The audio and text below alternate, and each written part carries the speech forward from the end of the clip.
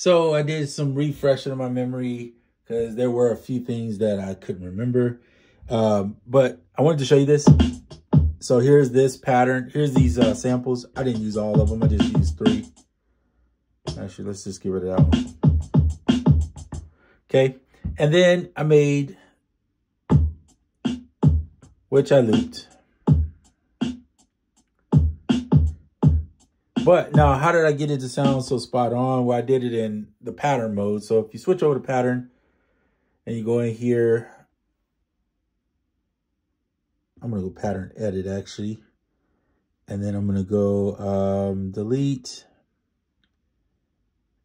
And I'm going to remove. You can remove parts. So I'm going to remove parts from that. Exit out.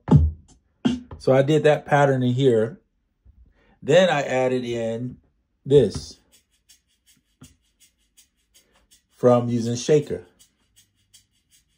Made a loop. So if I hit loop, it'll loop.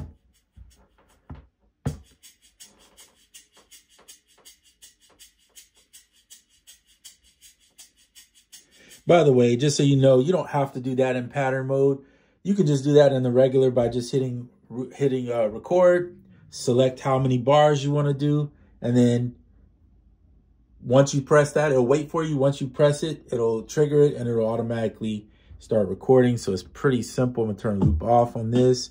Turn loop off on this. Exit. Press pad. It'll stop it. All right. So then I recorded in this, which is some chords from here. All right. So that's a 4-bar loop. And then putting that in the pattern mode, which you can add in.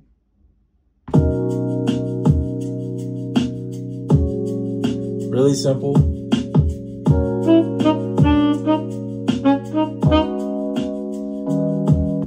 But let's say, first of all, I forgot what key I was even playing in. We're going to use B. All right. So let's say I want to use this key of B. I'm going to pull this up and grab this. I've shown you guys this before so that you know what key, you can learn your scales doing this. Oops. All right, so there's the scale of B.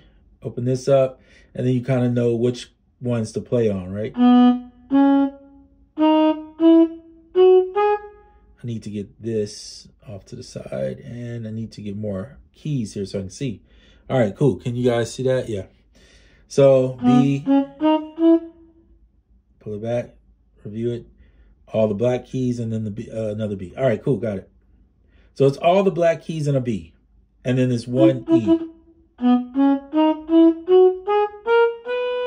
There's your scale. So let's say you want to play to it.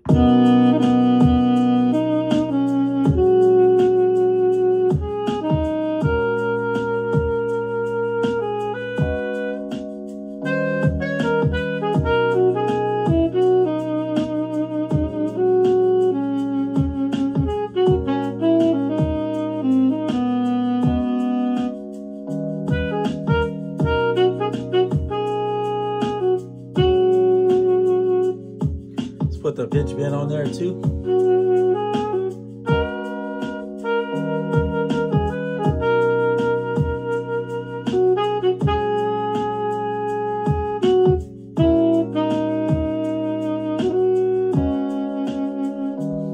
So how do you record that but not record the drums part? That's where we're at right now. Hit resample. Any of the blinking pads are open. I'm going to select one. It's going to ask me which pattern, but before I do which pattern, I'm going to go ahead and set how long I want to play for. I'm only going to play for 4 bars. I usually would do more than that, but just for the sake of this video. So here you go, select that pattern, and it's going to wait for you to start recording.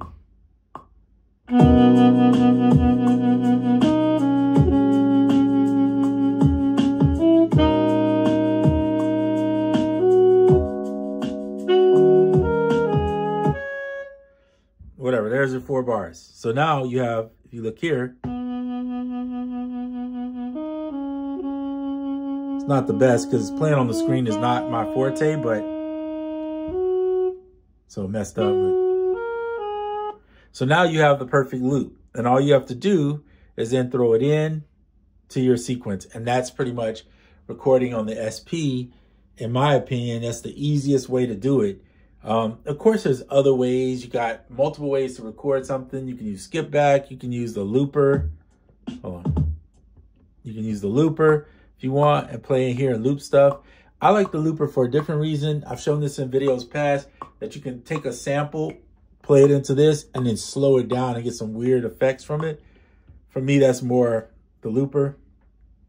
But we all know where the SP shines is when you start using the bus effects and things of that nature. So, stuff like isolator.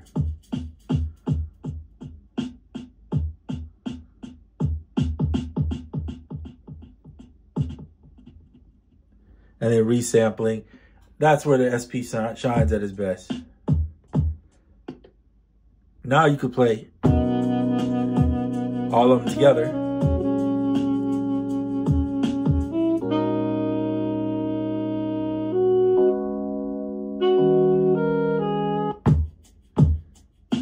Okay, so just wanted to show you that. That's a quick video, not the best demonstration ever, but just to show you how simple it is to record into the SP. In my opinion, the SP is a performance tool first. After that, then it becomes, the other stuff that we all like, which is you could do music on it. It is a little more challenging. No question asked. It's going to be a little more challenging to use, but it can make you a better musician if that's your aim, right? Because you have to learn your timing better. Whereas with things like the MPC, which I do like, and I will be demoing some stuff with that too, it's easier to fix stuff because you got the MIDI right there. You can just fix it and make it perfect, if that's what your aim is. But I will say this, and I've shown this before. If you have the SP and you like this workflow, but you still want MIDI, you can use a DAW if you want, or even on the iPad or even your iPhone, you have things like Atom Piano Roll. You have a Drumbo Sequencer. You have all these things that can give you that MIDI that you need to be able to record in MIDI if that's what you want. Now, do you have it on here? No. I mean, you're going to have to use it on a different device. But, I mean, how hard is it to grab your iPhone, plug in the USB-C, and then just start doing your thing with your MIDI, if that's what you prefer to do? So the options are endless. I use the chord pads here to create. Make sure your external source is on.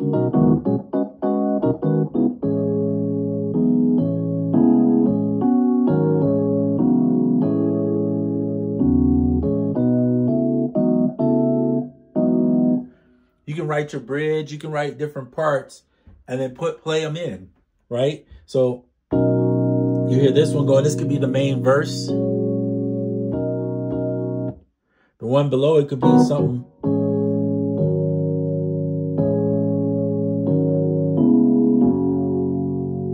Could be something totally different. Play that in, and now make your parts right here.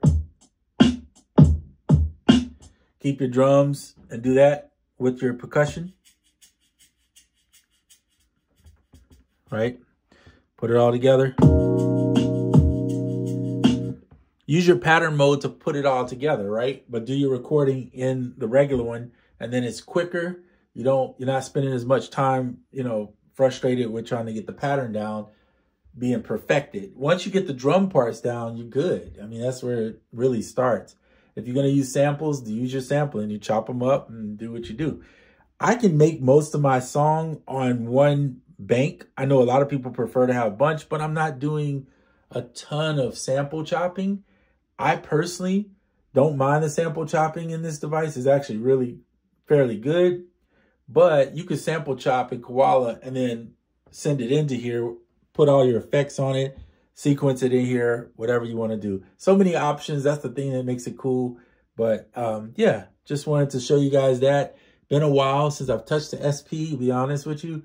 Thought I wouldn't probably ever go back to one, but when I found a great deal on one, somebody's getting rid of it, and it was in really good shape. Actually, I wouldn't even say pretty good. It was really good shape.